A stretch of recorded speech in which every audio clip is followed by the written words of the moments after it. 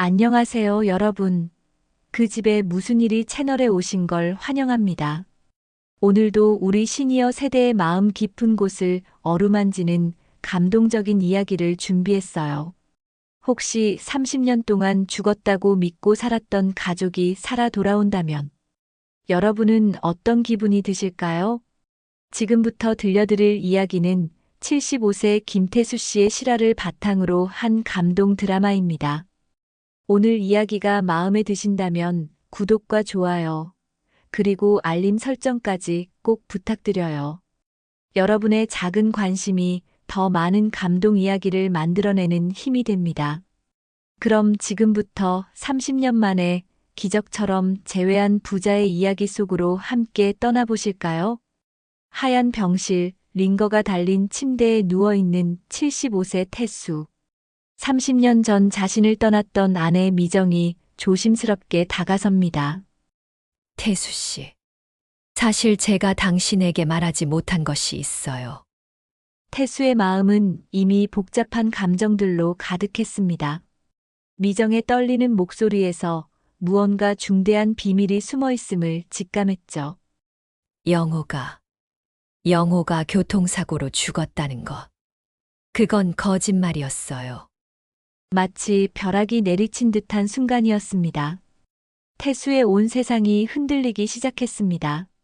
뭐라고? 사실 영호는 살아 있어요. 30년간 품고 살았던 죄책감과 그리움이 한순간에 무너져 내렸습니다. 태수의 입에서는 믿을 수 없다는 말만이 반복되었죠. 영호가 정말 살아있다고? 30년 동안 내가. 바로 그때 병실 문이 천천히 열리며 40대 중반의 남성이 조심스럽게 들어섰습니다. 태수가 어린 시절 기억하는 영호의 모습이 그 남자의 얼굴에 고스란히 남아 있었습니다. 아버지, 시간이 멈춘 듯한 순간이었습니다. 30년이라는 긴 세월이 한순간에 사라져버린 것 같았죠. 아버지, 이제야 왔습니다. 태수의 눈에서는 30년간 참아왔던 눈물이 폭포수처럼 쏟아져 내렸습니다. 죽었다고 믿고 살았던 아들이 눈앞에 서 있었으니까요. 영호야. 정말 영호야? 아빠가 매일 무덤에 가서 사과했는데 너를 지키지 못해서. 아버지, 저요. 30년 동안 아버지를 그리워했어요. 하루도 빠짐없이. 부자는 30년 만에 서로를 끌어안았습니다. 그동안 쌓였던 모든 오해와 그리움이 이 한순간에 녹아내렸죠. 미안하다, 영호야. 아빠가 정말 미안해. 너를 혼자 두고. 아니에요, 아버지. 저도 미안해요. 아버지를 두고 떠나서 그때 제가 더 용기를 냈어야 했는데. 미정은 이 감동적인 상봉을 지켜보며 30년간 가슴에 묻어두었던 죄책감도 함께 흘려보냈습니다. 두 분 다 이제 그만. 이제는 다시 가족이에요. 30년이 늦었지만. 과연 이 가족에게 어떤 일이 있었던 걸까요? 30년 동안 아들이 죽었다고 믿고 살았던 아버지, 그리고 아버지를 그리워하며 살아온 아들.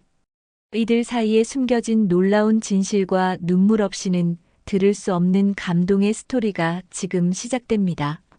마지막까지 함께 해주시고 오늘 이야기가 여러분의 마음에 작은 위로가 되기를 바라며 그럼 이제 진짜 이야기를 시작해 보겠습니다. 충청도의 한 작은 도시 외곽, 낮은 산자락 아래 자리 잡은 희망요양원은 세월의 무게를 고스란히 견뎌내고 있는 오래된 2층 건물이었습니다. 하얀 페인트가 군데군데 벗겨져 회색 시멘트가 드러난 외벽, 손잡이가 헐거워진 철문, 그리고 마당 한 구석에 외롭게 서 있는 늙은 감나무 한 그루까지 모든 것이 시간의 흔적을 말해주고 있었죠. 이른 저녁 6시경 요양원 1층 거실에는 10여 명의 어르신들이 둥글게 모여 앉아 계셨습니다. 천장에 달린 오래된 형광등이 윙윙거리는 소리를 내며 희미한 불빛을 뿌리고 있었고, 코너에 놓인 32인치 브라운관 텔레비전에서는 KBS 가요 무대가 한창이었습니다. 아나운서의 구수한 목소리가 거실 전체에 울려 퍼지고 있었죠. 다음은 가수 남진 씨의 가슴 아프게를 들어보시겠습니다. 그 순간 창가 쪽 낡은 소파에 앉아있던 김태수의 귀가 번쩍 뜨였습니다. 75세의 나이에도 불구하고 아직은 또렷한 눈빛을 가진 태수는 지팡이를 양손에 꽉 쥐고 화면을 바라보았습니다. 중풍 후유증으로 오른쪽 다리를 약간 절뚝거리게 되었지만 정신만큼은 여전히 명료했죠. 어머, 이 노래. 옆자리에 앉은 박순자 할머니가 갑자기 소리쳤습니다. 80대 초반의 순자 할머니는 요양원에서 가장 말이 많기로 소문난 분이었는데 특히 옛 노래가 나오면 누구보다 신이 나셨습니다. 태수 씨, 이 노래 아시죠? 우리 젊었을 때 라디오에서 맨날 나왔던 노래. 태수는 쓸쓸한 미소를 지으며 고개를 끄덕였습니다. 물론이죠. 1977년이던가. 그때 이 노래가 대단히 유행이었는데 실제로 그때 태수는 27의 나이로 시내버스 운전을 본격적으로 시작했을 때였습니다. 새벽 5시부터 밤 10시까지 하루 종일 핸들을 잡고 시내를 누비며 라디오에서 나오는 이런 노래들을 듣는 것이 유일한 낙이었죠. 태수 씨는 정말 기억력이 좋으세요. 연도까지 다 기억하시다니. 순자 할머니가 감탄하며 말했습니다. 우리 할아버지는 어제 먹은 밥도 기억 못하는데. 그때 건너편에 앉아있던 이철주 할아버지가 끼어들었습니다. 야, 순자야, 사람 흉보지 마. 나도 예전 일은 다 기억한다고. 철주 할아버지는 78세로 요양원에서 가장 고집이 센 분이었는데 특히 자존심이 무척 강했습니다. 태수, 자네도 버스 운전할 때 힘들었지? 나도 젊어서 택시 운전했는데 손님들이 얼마나 까다로운지 알지? 태수는 깊게 웃었습니다. 그러게 말입니다. 특히 비 오는 날이면 손님들이 온갖 곳으로 가자고 하시는데 길은 막히고. 아, 그때 생각하면 정말 고생이 많았습니다. 태수의 머릿속에는 그때의 기억들이 생생했습니다. 우비를 입고 버스를 운전하던 날들, 승객들이 우산을 털며 올라타는 모습, 그리고 비에 젖은 유리창 너머로 보이던 흐릿한 도시 풍경까지. 텔레비전에서는 남진의 구성진 목소리가 흘러나오고 있었습니다. 가슴 아프게 왜 이별을 말하나 눈물까지 흘리며 왜 이별을 말하나 어르신들은 하나둘 노래에 맞춰 고개를 끄덕이기 시작했습니다. 어떤 분은 작은 목소리로 따라 부르기도 했죠. 하지만 태수의 마음 한구석에는 묘한 허전함이 자리 잡고 있었습니다. 이런 노래를 들을 때마다 떠오르는 것은 아내 영순이의 모습이었습니다. 영순이는 이런 옛 가요를 무척 좋아했는데 집에서 라디오를 틀어놓고 설거지를 하거나 빨래를 널면서 늘 흥얼거렸죠. 특히 남진의 노래는 영순이가 가장 좋아하던 가수 중 한 명이었습니다. 여보, 남진 씨 노래는 들을 때마다 가슴이 뭉클해져요. 5년 전 세상을 떠나기 전까지도 영순이는 이런 노래가 나올 때마다 그런 말을 했었습니다.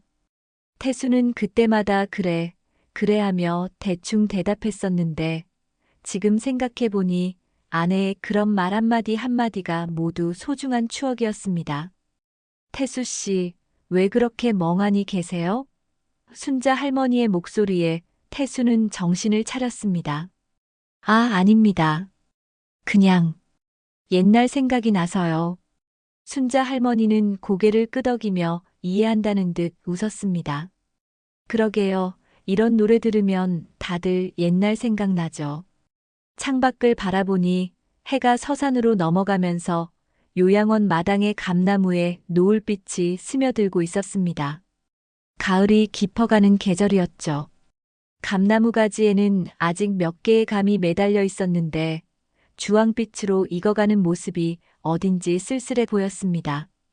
바람이 불 때마다 나뭇잎들이 바스락거리며 떨어지는 소리가 창문 너머로 들려왔습니다.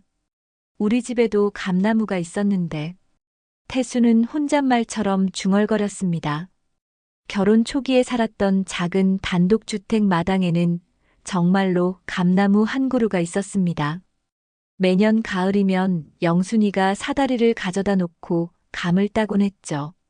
여보, 조심해. 떨어지면 어떡해. 태수가 아래서 사다리를 잡아주며 걱정했던 기억이 새롭습니다. 그때 영순이는 괜찮아요. 이까짓 감나무쯤이야 하며 웃었는데 그 웃음소리까지도 선명하게 기억났습니다. 그때는 그런 일상이 영원히 계속될 줄 알았습니다.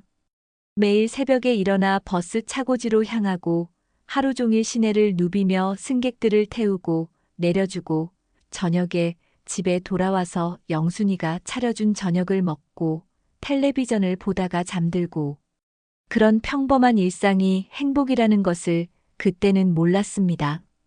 내 인생은 왜 이렇게 고단했을까? 태수는 속으로 중얼거렸습니다. 평생을 성실하게 살아왔다고 생각했는데 결국 노년에 이르러서는 이렇게 쓸쓸한 요양원에서 하루하루를 보내야 하는 현실이 때로는 원망스러웠습니다. 다음 날 아침 희망요양원은 평소와 다른 분위기에 휩싸여 있었습니다. 간병인들이 분주하게 오가며 무언가를 준비하고 있었고 어르신들도 평소보다 일찍 거실에 모여 앉아 웅성거리고 있었죠. 태수는 지팡이를 짚고 천천히 거실로 나왔는데 순자 할머니가 반갑게 손을 흔들며 다가왔습니다. 태수 씨, 들었어요? 오늘 새로운 간호사분이 오신다는데요. 순자 할머니의 목소리에는 기대감이 가득했습니다. 김미영 씨 혼자서는 우리 모두 돌보기 힘드셨을 텐데 이제 좀 나아지겠어요. 태수는 고개를 끄덕이며 평소 자리인 창가 소파에 앉았습니다. 그러게 말입니다. 미영 씨가 참 고생이 많으셨는데 실제로 김미영 간병인은 혼자서 10여 명의 어르신들을 돌보느라 항상 바쁘게 뛰어다녔습니다. 아침 일찍부터 밤늦게까지 쉴 틈이 없었죠. 새로 오시는 분이 젊은 분일까요? 나이 있는 분일까요? 철주 할아버지가 호기심 어린 목소리로 물었습니다. 요즘 젊은 사람들은 이런 일 안 하려고 하는데 그때 요양원 현관문이 열리는 소리가 들렸습니다. 김미영 간병인이 누군가와 함께 들어오는 발걸음 소리가 복도에 울려 퍼졌죠. 어르신들은 모두 입구 쪽을 바라보며 목을 길게 빼고 기다렸습니다. 어르신들, 소개해드릴 분이 계세요. 김미영 간병인의 밝은 목소리가 들려왔습니다. 오늘부터 저희와 함께 일하실 새로운 간호사님이십니다. 그 순간 태수의 시선이 현관 쪽으로 향했습니다. 그리고 그 순간 세상이 멈춘 것 같았습니다. 김미영 간병인 옆에 서 있는 여인의 모습이 태수의 눈에 들어왔기 때문이었죠. 72세의 나이에도 불구하고 단정하게 빗어올린 회색 머리, 깊은 주름이 새겨진 얼굴, 그리고 여전히 또렷한 눈빛까지. 30년이라는 긴 세월이 흘렀지만 태수는 한눈에 알아볼 수 있었습니다. 안녕하세요. 앞으로 여러분을 돌보게 될 박미정입니다. 미정의 목소리는 30년 전과 똑같았습니다. 조금 쉬어진 듯 했지만 여전히 따뜻하고 부드러운 음색이었죠. 잘 부탁드립니다. 태수의 손에서 지팡이가 미끄러져 떨어질 뻔했습니다. 심장이 격렬하게 뛰기 시작했고 머릿속이 하얗게 변했습니다. 30년 전 아무 말 없이 사라진 아내. 아니, 정확히는 첫 번째 아내였던 미정이 눈앞에 서 있었습니다. 태수는 숨을 제대로 쉴 수 없었습니다. 어머, 나이가 좀 있으신 분이네요. 순자 할머니가 반가워하며 말했습니다. 젊은 분들보다 경험이 많으실 테니 더 좋죠. 미정 씨라고 하셨나요? 참 좋은 이름이에요. 미정은 어르신들에게 정중하게 인사를 하며 한 명씩 얼굴을 살펴보았습니다. 그리고 태수의 시선과 마주쳤을 때 잠시 멈칫했습니다. 하지만 곧바로 시선을 돌리며 다른 어르신들에게 관심을 보였죠. 마치 태수를 못 본 척하는 것 같았습니다. 앞으로 제가 주로 어르신들의 건강관리와 투약을 담당하게 될 예정입니다. 미정은 차분한 목소리로 설명했습니다. 혹시 불편한 점이나 궁금한 것이 있으시면 언제든 말씀해 주세요. 태수는 미정의 말을 듣고 있었지만 실제로는 아무것도 들리지 않았습니다. 머릿속에는 30년 전의 기억들이 폭포수처럼 쏟아져 내리고 있었습니다. 25의 태수와 22살의 미정이 처음 만났던 그 봄날, 버스 정류장에서 기다리던 미정에게 말을 걸었던 순간부터 시작해서 결혼식, 신혼생활, 그리고 작은 딸 지은이가 태어났던 날까지. 태수 씨, 괜찮으세요? 얼굴이 하얗게 되었는데요. 순자 할머니가 걱정스럽게 태수의 어깨를 살짝 건드렸습니다. 태수는 정신을 차리고 고개를 끄덕였습니다. 아, 네. 괜찮습니다. 그냥 조금 어지러워서요. 하지만 실제로는 괜찮지 않았습니다. 가슴이 터질 것 같았고 숨이 제대로 쉬어지지 않았습니다. 미정은 어르신들과 인사를 마치고 김미영 간병인과 함께 간호사실로 향했습니다. 걸어가면서도 한 번도 태수 쪽을 돌아보지 않았죠. 마치 정말로 모르는 사람인 것처럼 행동했습니다. 새로 오신 간호사님, 참 친절해 보이세요. 철주 할아버지가 만족스러운 표정으로 말했습니다. 나이도 적당하고 경험도 많으실 것 같고. 다른 어르신들도 하나둘 미정에 대한 이야기를 시작했습니다. 하지만 태수는 그 어떤 말도 귀에 들어오지 않았습니다. 오직 미정의 모습만이 머릿속을 맴돌고 있었죠. 30년이라는 세월 동안 늙어버린 미정의 얼굴, 하지만 여전히 변하지 않은 눈빛, 그리고 아직도 아름다운 목소리까지. 점심시간이 되어 어르신들이 식당으로 이동할 때도 태수는 제대로 걸을 수 없었습니다. 다리에 힘이 들어가지 않았고 지팡이를 짚은 손이 계속 떨렸습니다. 순자 할머니가 옆에서 부축해 주어서 겨우 식당까지 갈 수 있었죠. 태수 씨, 정말 괜찮으세요? 병원에 가보셔야 하는 거 아니에요? 순자 할머니의 걱정스러운 목소리가 들렸지만 태수는 대답할 수 없었습니다. 식사 시간 내내 태수는 한술도 뜨지 못했습니다. 입맛이 완전히 사라졌고 목구멍으로 음식이 넘어가지 않았습니다. 미정이 간호사실에서 나와 어르신들의 식사를 도와주는 모습을 지켜보는 것만으로도 가슴이 답답했습니다. 미정은 다른 어르신들에게는 따뜻하게 말을 걸고 웃어주었지만 태수에게만은 시선조차 주지 않았습니다. 마치 투명인간 취급을 하는 것 같았죠. 30년 전 그날 아무 말 없이 작은 딸 지은이까지 두고 떠났던 것처럼 지금도 태수의 존재를 인정하지 않는 것 같았습니다. 저녁 시간이 되어서도 태수의 상태는 나아지지 않았습니다. 다른 어르신들이 텔레비전 앞에 모여 저녁 프로그램을 보고 있을 때 태수는 자신의 방으로 들어갔습니다. 침대에 누웠지만 잠이 오지 않았습니다. 천장을 바라보며 태수는 30년 전 그날을 떠올렸습니다.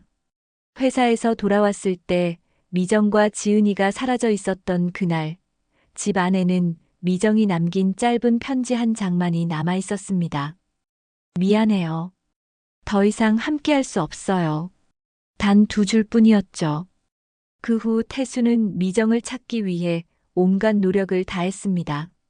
친구들에게 부탁하고 사설 탐정까지 고용했지만 아무런 소식을 들을 수 없었습니다. 미정과 지은이는 마치 세상에서 사라진 것처럼 흔적도 없이 사라져버렸습니다. 미정아, 내가 왜 여기서? 태수는 작은 목소리로 중얼거렸습니다. 30년 만에 다시 만난 미정이지만 왜 이렇게 모른 척 하는지 이해할 수 없었습니다. 그리고 무엇보다도 지은이는 어디에 있는지, 지금은 어떻게 살고 있는지 궁금했습니다. 밤이 깊어갈수록 태수의 마음은 더욱 복잡해졌습니다.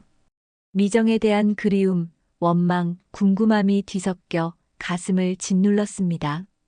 과연 내일 미정과 마주쳤을 때 어떻게 해야 할지, 말을 걸어야 할지, 말아야 할지 알 수 없었습니다. 새벽이 되어서야 태수는 잠깐 눈을 붙일 수 있었습니다.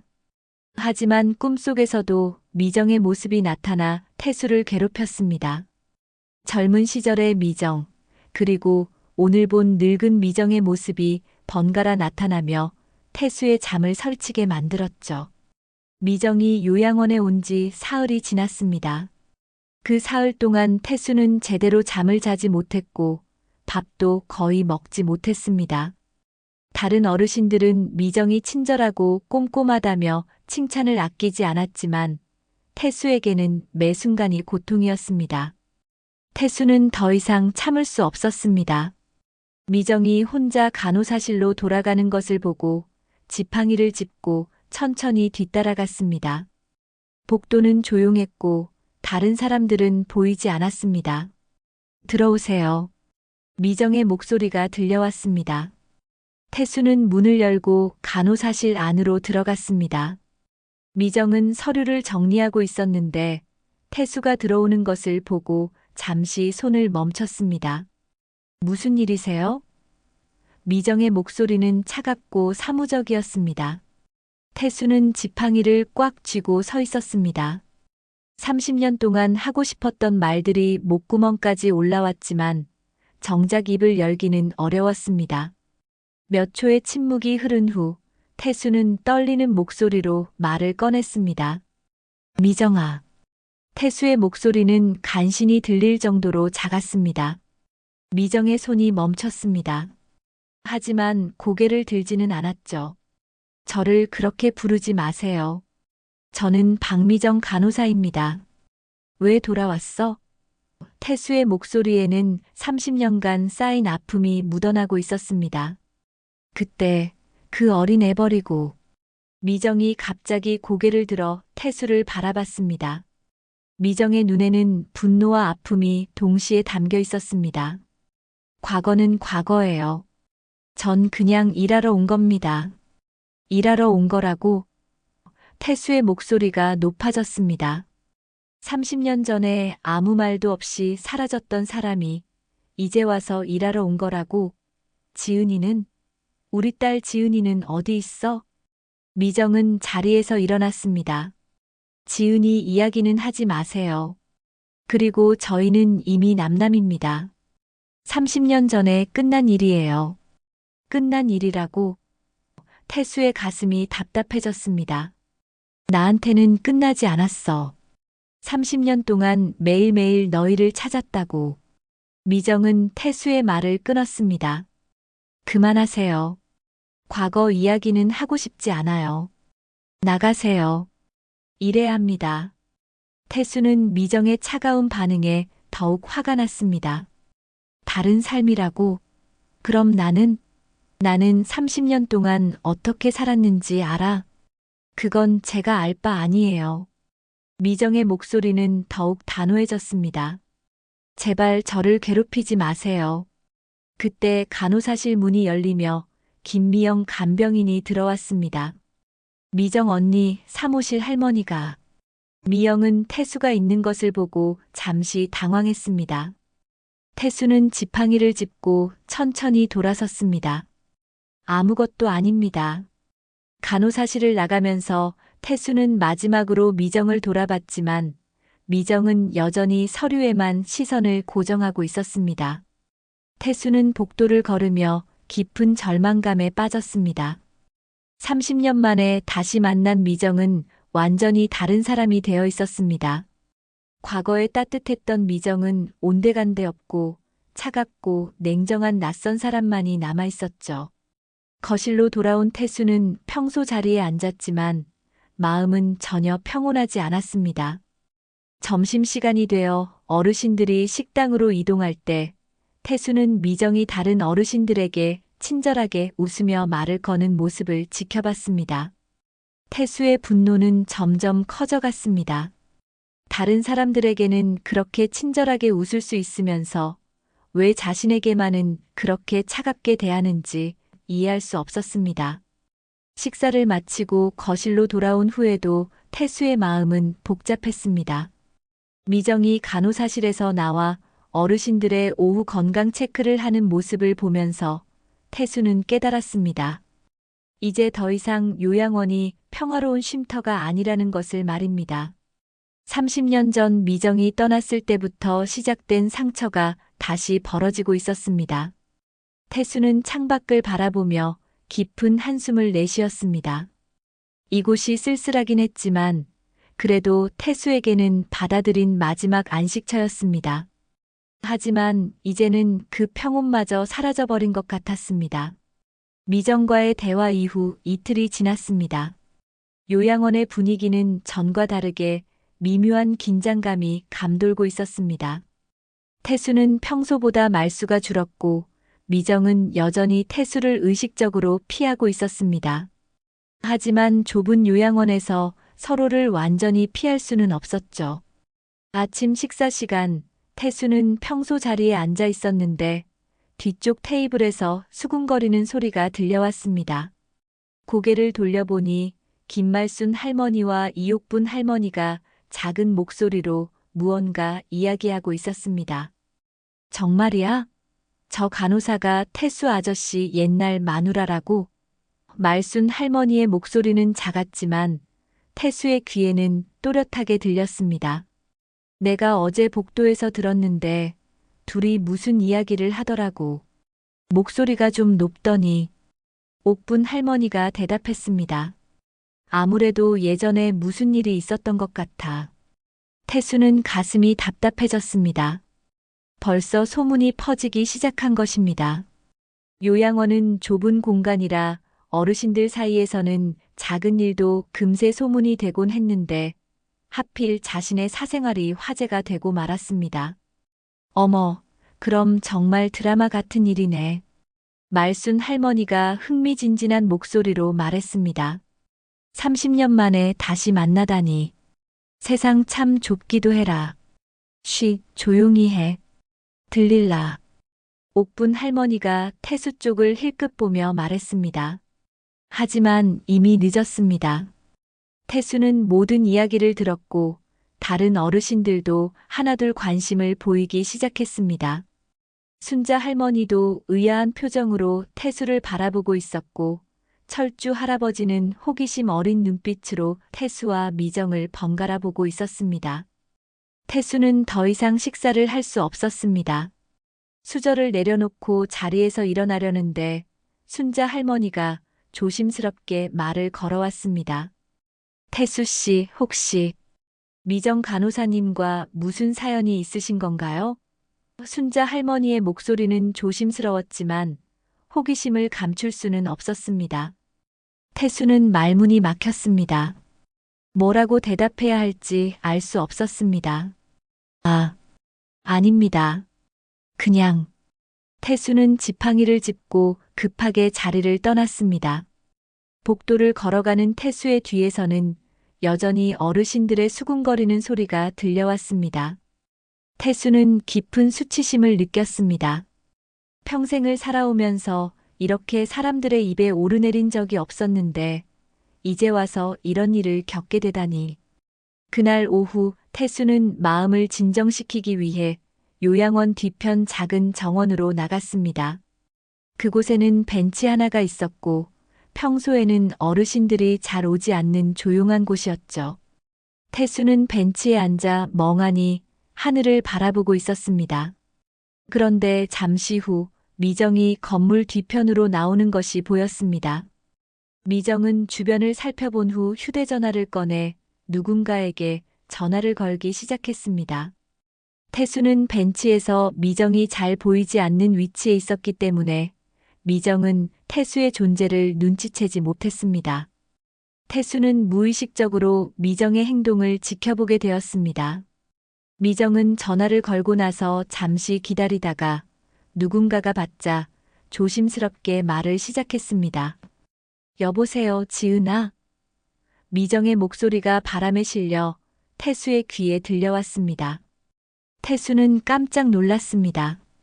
지은이라니, 설마 자신의 딸 지은이를 말하는 것일까요? 엄마가 전화했어. 내 아버지 상태가 많이 안 좋아. 미정의 목소리는 걱정스러워 보였습니다. 이제 내가 와야 할 것 같아. 태수는 가슴이 철렁 내려앉았습니다. 내 아버지라는 말이 자신을 가리키는 것인지 확신할 수는 없었지만 지은이라는 이름과 함께 들으니 그럴 가능성이 높아 보였습니다. 그런데 자신의 상태가 안 좋다는 것은 무슨 의미일까요? 아니야, 아직은 괜찮아. 하지만 미정이 잠시 말을 멈췄습니다. 지은아, 엄마가 여기서 일하게 된 건 다 이유가 있어. 내 아버지가 여기 있다는 걸 알고 온 거야. 태수는 숨을 멈춘 채 미정의 말을 들었습니다. 미정이 자신이 여기 있다는 것을 알고 일부러 온 것이라니 이해할 수 없었습니다. 그렇다면 왜 그렇게 차갑게 대했던 것일까요? 병원에서 연락이 왔어. 내 아버지가 중풍으로 쓰러져서 요양원에 있다고. 미정의 목소리에는 복잡한 감정이 섞여 있었습니다. 엄마도 이렇게 다시 만날 줄은 몰랐어. 하지만 이제는 내가 와서 직접 봐야 할 것 같아. 태수는 충격에 빠졌습니다. 미정이 자신의 병 소식을 알고 있었다는 것, 그리고 지은이에게 자신의 상태를 알리고 있다는 것 모두가 믿기 어려웠습니다. 지은아, 내 아버지는 아직 엄마가 여기 있다는 걸 제대로 받아들이지 못하고 있어. 미정의 목소리가 작아졌습니다. 하지만 시간이 얼마 남지 않았을지도 몰라. 의사 선생님이 그러시더라. 태수는 벤치에서 일어나려다가 어지러움을 느꼈습니다. 미정의 말이 무슨 의미인지 정확히 알 수는 없었지만 자신의 건강 상태가 생각보다 심각할 수도 있다는 불안감이 밀려왔습니다. 내가 오기 전까지는 엄마가 잘 지켜볼게. 비록 예전처럼은 아니지만 미정의 목소리에는 미묘한 애틋함이 섞여 있었습니다. 지은아, 내 아버지를 미워하지는 마라. 엄마가 떠난 건 엄마 잘못이었어. 태수는 미정의 마지막 말에 가슴이 뭉클해졌습니다. 30년 동안 궁금했던 미정의 진심을 엿볼 수 있는 순간이었습니다. 하지만 동시에 지은이가 곧 올 수도 있다는 사실에 긴장감도 느꼈습니다. 미정은 전화를 끊고 잠시 그 자리에 서 있었습니다. 깊은 한숨을 내쉬며 하늘을 바라보는 미정의 뒷모습에는 깊은 슬픔이 느껴졌습니다. 태수는 미정에게 다가가고 싶었지만 차마 용기를 낼 수 없었습니다. 미정이 건물 안으로 들어간 후 태수는 한동안 벤치에 앉아 생각에 잠겼습니다. 미정의 전화 내용을 통해 많은 것을 알 수 있었지만 동시에 더 많은 의문이 생겼습니다. 자신의 건강 상태가 정말 심각한 것일까요? 그리고 지은이는 정말로 올 것일까요?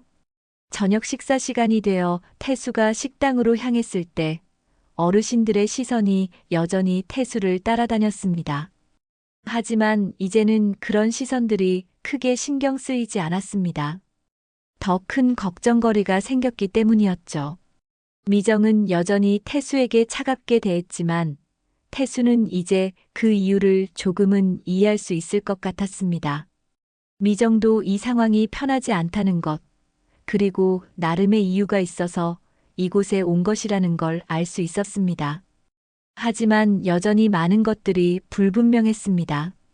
지은이는 언제 올 것인지, 자신의 건강은 정말 괜찮은 것인지, 그리고 미정과는 앞으로 어떻게 지내야 하는지.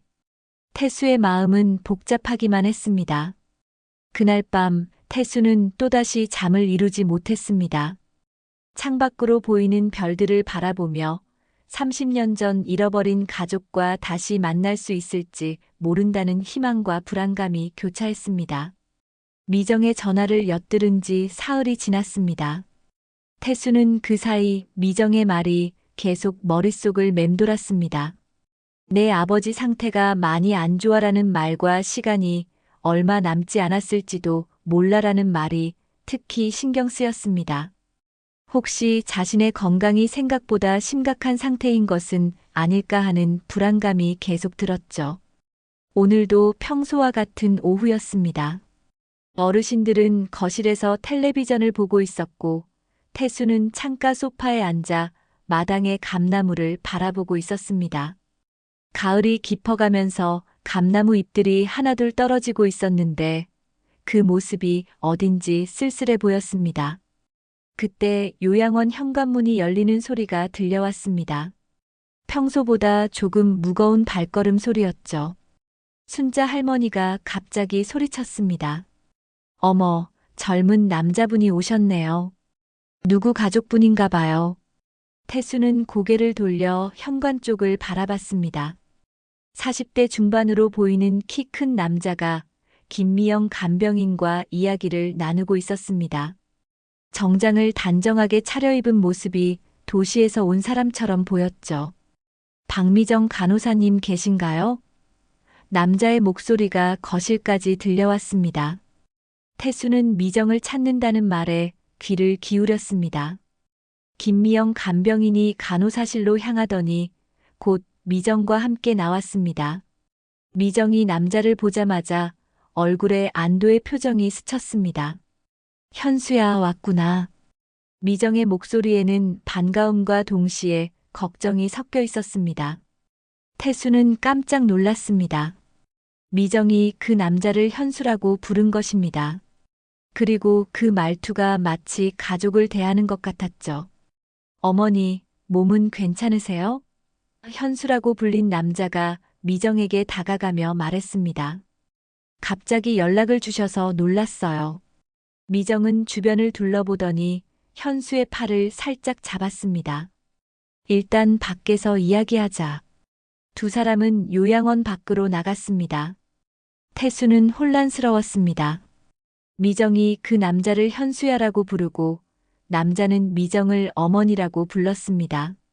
분명히 모자 사이인 것 같았는데 태수는 그런 아들이 있다는 것을 전혀 몰랐습니다. 잠시 후 미정과 현수가 다시 들어왔습니다. 현수는 어르신들에게 정중하게 인사를 했습니다. 안녕하세요. 박미정 간호사의 아들 장현수입니다. 태수는 그 순간 머리가 하얘졌습니다. 장현수라는 이름을 들었을 때 무언가 이상한 느낌이 들었습니다. 미정의 성은 박씨였는데 아들의 성은 외장씨일까요? 미정과 현수는 간호사실로 들어갔습니다. 태수는 마음이 불안해져서 지팡이를 짚고 복도를 천천히 걸어가며 간호사실 근처에서 서성거렸습니다. 엄마, 정말 괜찮으세요? 현수의 목소리가 문틈으로 새어나왔습니다. 괜찮다, 현수야. 그런데 내가 오늘 온 이유는 따로 있어. 미정의 대답이 들렸습니다. 전화에서 말씀하신 그분 말씀이세요? 현수의 목소리에 궁금함이 섞여 있었습니다. 내 아버지. 아니, 엄마의 첫 번째 남편이야. 미정의 목소리가 작아졌습니다. 30년 만에 다시 만났는데 상태가 좋지 않아서.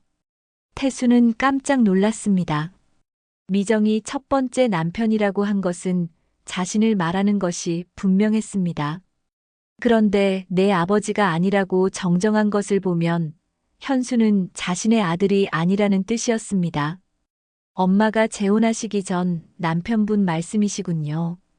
현수가 이해한다는 듯 말했습니다. 현수야, 사실은 엄마가 그분과 헤어질 때 딸 하나를 두고 왔어. 지은이라는 아이인데. 미정이 말을 이었습니다.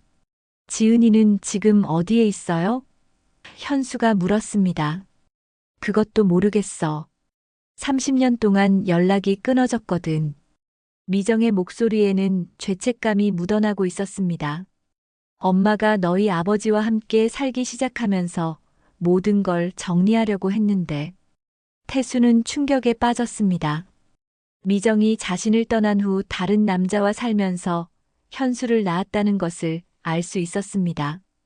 그렇다면 미정은 자신과 헤어진 후 곧바로 다른 남자와 새로운 가정을 꾸린 것이었습니다. 현수야, 엄마가 부탁이 있어. 미정의 목소리가 다시 들렸습니다. 혹시 사설 탐정이라도 고용해서 지은이를 찾을 수 있을까? 엄마가 죽기 전에 한 번은 봐야겠어. 물론이죠, 엄마. 제가 알아보겠어요. 현수가 대답했습니다. 태수는 온몸에 힘이 빠졌습니다. 30년 동안 품고 있던 미정에 대한 그리움과 사랑이 한순간에 무너져 내리는 느낌이었습니다.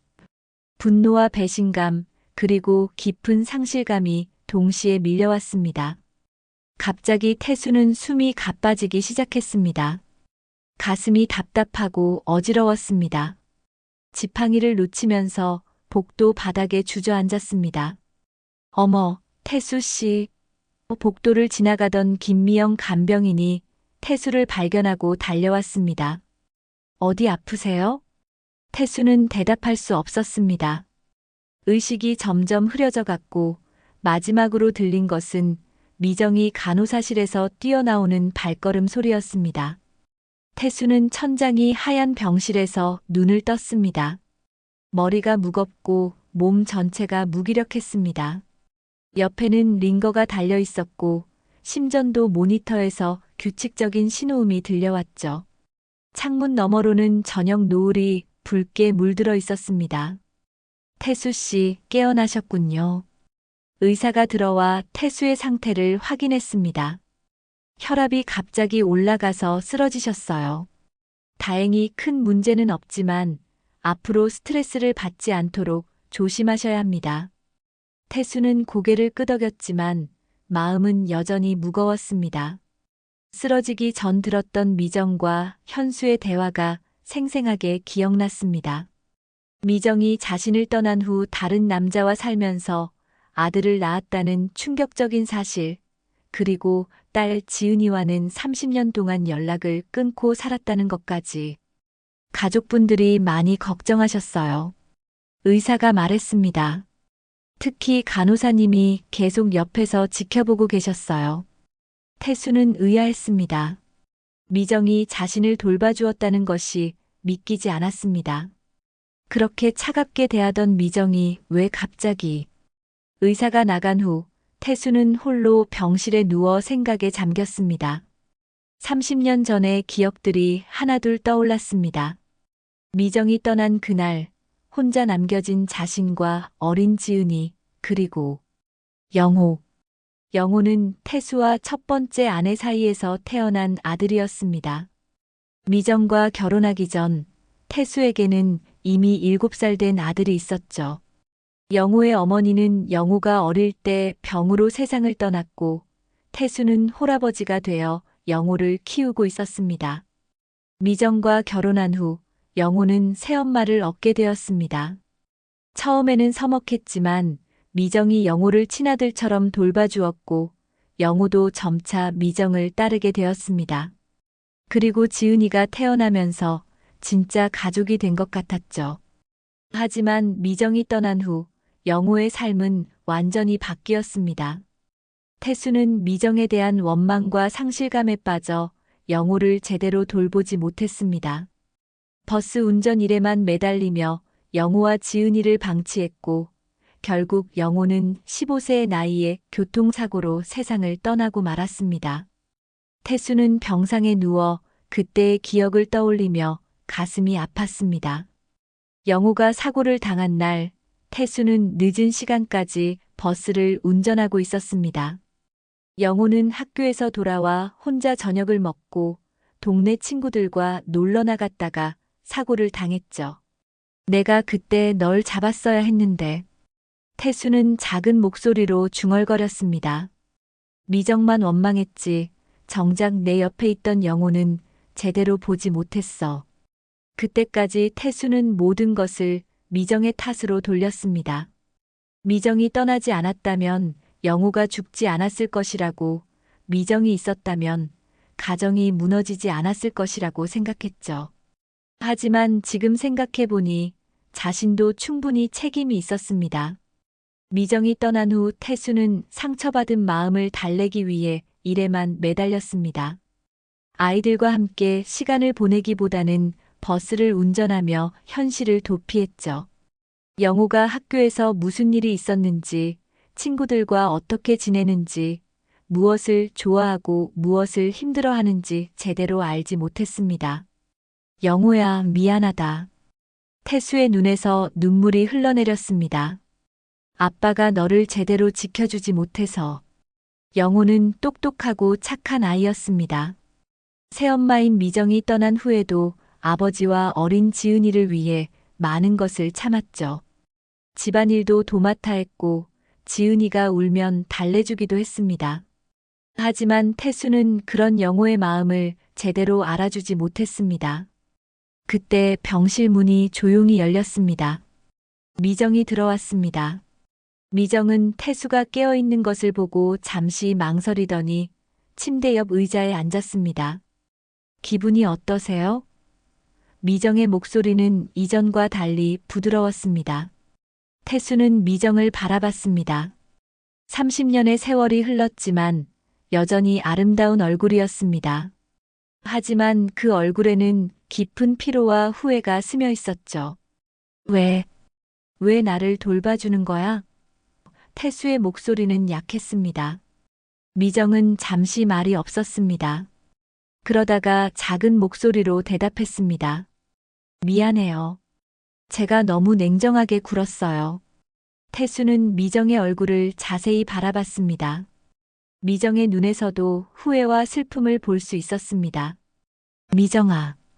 태수가 입을 열었습니다. 나도 미안해. 그동안 너만 원망했는데. 아니에요. 제가 잘못한 게 맞아요. 미정이 고개를 저었습니다. 아무 말도 없이 떠났고 아이들을 두고 갔고 태수는 깊게 숨을 들이쉬었습니다. 30년 동안 가슴에 묻어두었던 말을 꺼낼 때가 온 것 같았습니다. 미정아, 영호 기억나지? 태수의 목소리가 떨렸습니다. 미정의 얼굴이 굳어졌습니다. 영호. 물론 기억해요. 영호가 죽었어. 태수의 눈에서 눈물이 흘러내렸습니다. 내가 떠난 지 3년 후에 교통사고로. 미정은 충격을 받은 듯 손으로 입을 막았습니다. 영호가. 정말요? 내가 제대로 돌보지 못했어. 너에 대한 원망에만 빠져서 영호를 제대로 보지 못했지. 태수는 자신의 잘못을 인정했습니다. 영호가 죽은 것도 지은이를 혼자 키운 것도 모든 게 내 책임이기도 해. 미정은 눈물을 흘리며 고개를 떨구었습니다. 제가 있었다면. 아니야. 태수가 미정의 말을 막았습니다. 이제는 서로 원망하지 말자. 이미 지나간 일이야. 태수는 미정의 손을 바라봤습니다. 30년 전처럼 부드럽지는 않았지만 여전히 따뜻해 보였습니다. 미정아, 원망은 이제 그만하자. 태수의 목소리에는 진심이 담겨 있었습니다. 남은 인생, 우리 아들 영호를 대신해. 마지막이라도 웃으며 살자. 미정은 태수를 바라보며 눈물을 닦았습니다. 두 사람 사이에는 30년 만에 처음으로 따뜻한 공기가 흘렀습니다. 병실에는 잠시 조용한 침묵이 흘렀습니다. 태수와 미정은 서로를 바라보며 30년 만에 처음으로 마음의 벽을 허물기 시작했습니다. 하지만 미정의 얼굴에는 여전히 무언가 말하지 못한 것이 있다는 표정이 스쳐 지나갔습니다. 태수 씨. 미정이 조심스럽게 입을 열었습니다. 사실 제가 당신에게 말하지 못한 것이 있어요. 태수는 미정을 바라봤습니다. 미정의 목소리에는 깊은 죄책감과 고통이 담겨 있었습니다. 그때 제가 집을 떠난 이유는. 미정이 말을 잇지 못하고 있었습니다. 손을 떨며 눈물을 닦았죠. 다른 남자 때문이 아니었어요. 태수는 혼란스러웠습니다. 뭔 소리야? 그럼 현수는 현수는 제가 나중에 만난 남편의 아들이에요. 하지만 제가 떠난 이유는 따로 있었어요. 미정의 목소리가 떨렸습니다. 당신의 빚 때문이었어요. 태수는 깜짝 놀랐습니다. 빚? 당신이 버스 회사에서 사고를 냈을 때 기억나세요? 그때 배상금이 엄청났잖아요. 미정이 천천히 말했습니다.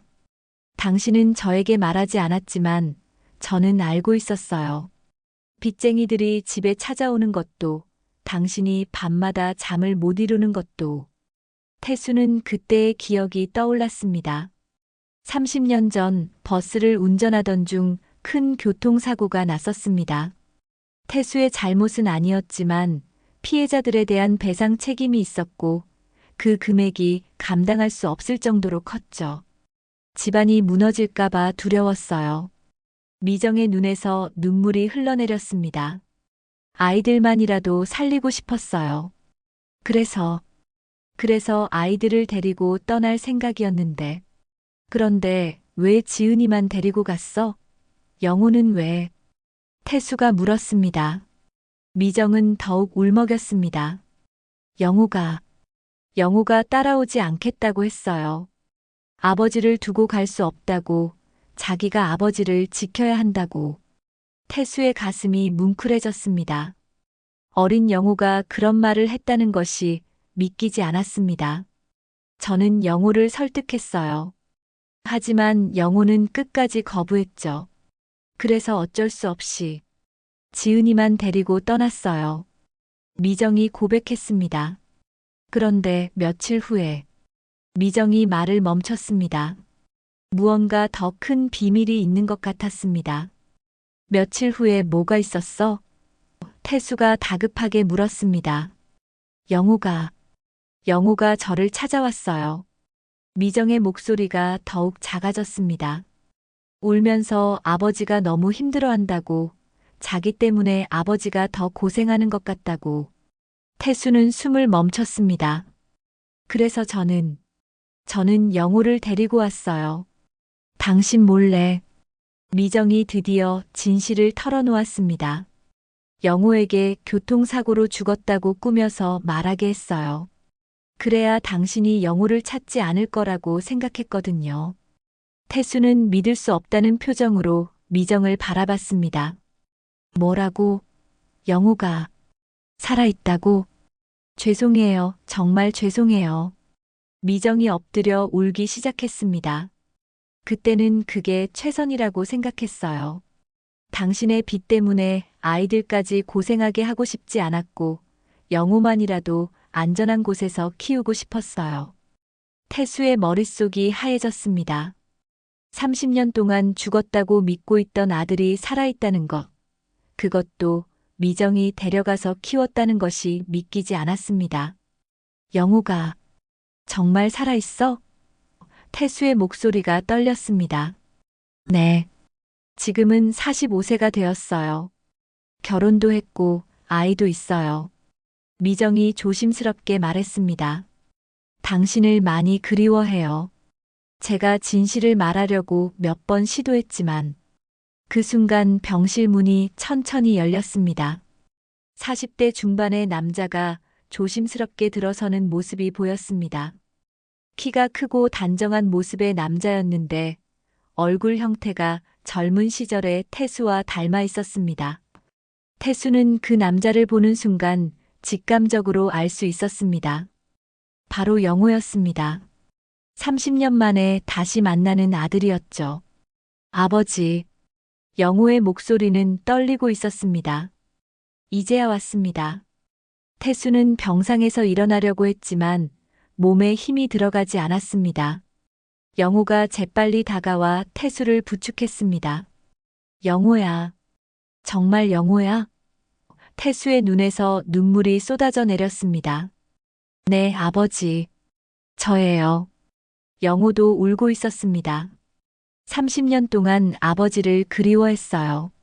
태수는 영호를 끌어안았습니다. 30년이라는 긴 세월이 흘렀지만 아들의 체온은 여전히 따뜻했습니다. 어린 시절 영호의 모습이 중년의 얼굴에 겹쳐 보였죠. 미안하다, 영호야. 아빠가 미안해. 태수가 영호의 등을 쓰다듬으며 말했습니다.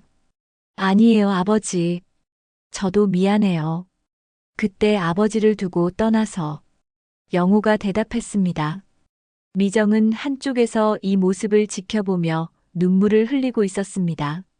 30년 만에 다시 만난 부자의 상봉을 보니 그동안 자신이 얼마나 큰 잘못을 했는지 깨달을 수 있었습니다. 영호야, 그동안 어떻게 살았니? 태수가 아들의 얼굴을 자세히 바라보며 물었습니다. 어머니가 잘 키워주셨어요. 영호가 미정을 바라보며 말했습니다. 대학도 보내주시고 직업도 갖게 해주시고. 하지만 아버지 생각은 하루도 빠지지 않았어요. 태수는 미정을 바라봤습니다. 미정이 영호를 30년 동안 잘 키워준 것에 대해 감사한 마음이 들었지만 동시에 복잡한 감정도 들었습니다. 지은이는 어디 있니? 태수가 물었습니다. 누나는 외국에 살고 있어요. 결혼해서 아이들도 있고요. 영호가 대답했습니다. 곧 한국에 올 예정이에요. 아버지를 만나러. 태수는 모든 것이 꿈만 같았습니다. 죽었다고 생각했던 아들이 살아있을 뿐만 아니라 곧 딸도 만날 수 있다는 것까지. 30년 동안 잃어버렸던 가족들이 하나둘 돌아오고 있었습니다. 영호야, 아빠 정말 보고 싶었어. 태수가 영호의 손을 꼭 잡으며 말했습니다. 저도요, 아버지. 매일매일 그리워했어요. 영호가 대답했습니다. 병실에는 30년 만에 다시 만난 가족의 따뜻한 공기가 흘렀습니다. 3개월이 흘렀습니다. 봄이 찾아온 희망요양원은 이전과는 완전히 다른 모습이었습니다. 마당의 감나무에는 새싹이 돋아나고 있었고 화단에는 개나리와 진달래가 노란색과 분홍색 꽃을 피우며 생명력을 뽐내고 있었습니다. 따뜻한 봄바람이 불어와 요양원 전체를 포근하게 감싸고 있었죠. 오후 3시경 요양원 뒤편 작은 정원에서는 특별한 모습이 펼쳐지고 있었습니다. 태수가 지팡이를 짚고 천천히 걸어가고 있었고 그 옆에는 미정이 함께 걸으며 태수의 팔을 살짝 부축하고 있었습니다. 그리고 미정의 반대편에는 영호가 아버지의 다른 팔을 잡으며 함께 산책을 하고 있었죠.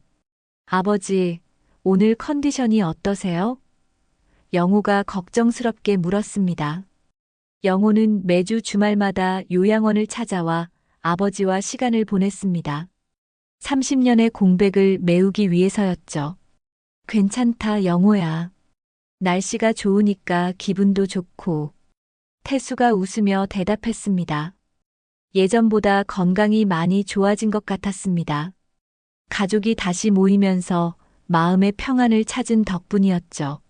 미정은 조용히 태수와 영호의 대화를 들으며 걸었습니다. 처음에는 어색했지만 이제는 자연스럽게 한 가족처럼 지내고 있었습니다. 완벽하게 용서받았다고 생각하지는 않았지만 적어도 함께 시간을 보낼 수 있다는 것만으로도 감사했습니다. 지은이에게서 연락 왔어요? 태수가 미정에게 물었습니다. 네, 다음 주에 한국에 온대요. 미정이 밝게 대답했습니다. 가족들과 함께 올 예정이라고 하더라고요. 아버지를 만나는 걸 정말 기대하고 있어요. 태수의 얼굴에 미소가 번졌습니다. 곧 딸도 만날 수 있다는 생각에 가슴이 설렜습니다. 30년 만에 온 가족이 다시 모이게 되는 것이었죠. 세 사람은 정원 가운데 있는 벤치에 앉았습니다. 예전에 태수가 혼자 앉아 쓸쓸히 시간을 보냈던 그 벤치였습니다. 하지만 이제는 가족과 함께 앉아 따뜻한 시간을 보내는 장소가 되었습니다. 미정아, 그때 정말 많이 힘들었지? 태수가 조심스럽게 물었습니다. 힘들었죠.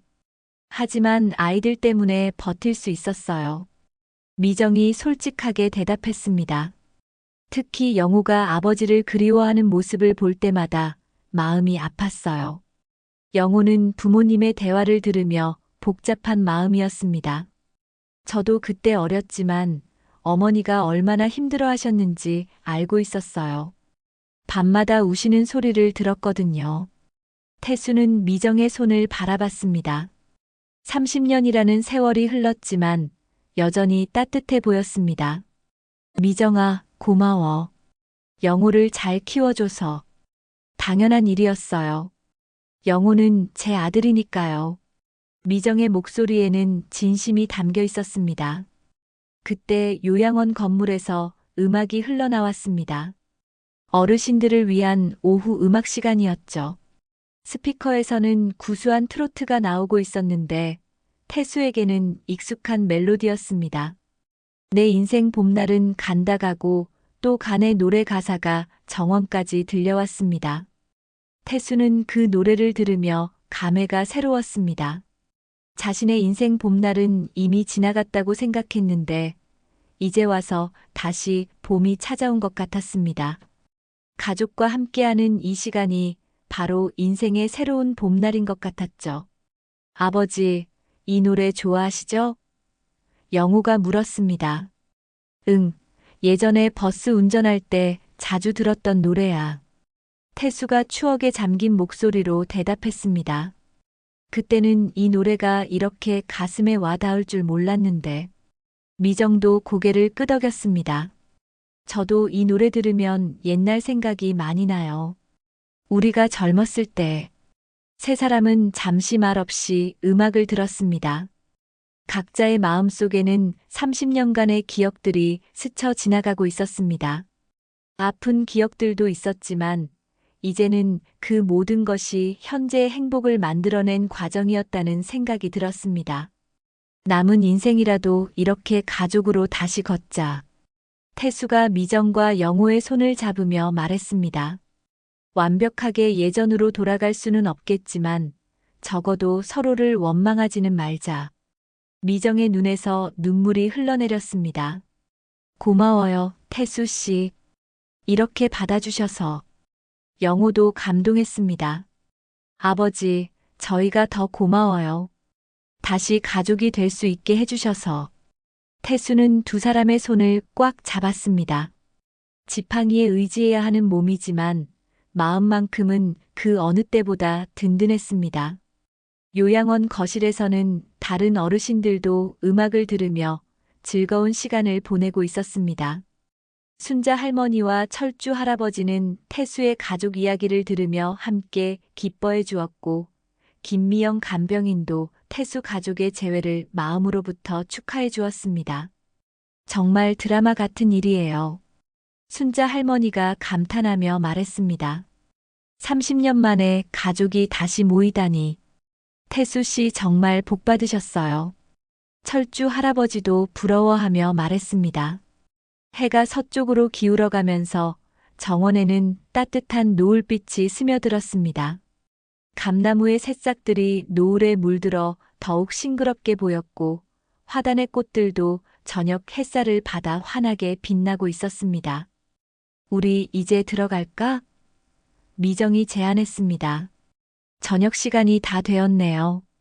그래, 들어가자. 태수가 지팡이를 짚고 일어났습니다.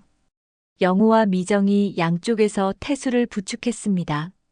세 사람은 천천히 요양원 건물로 향했습니다.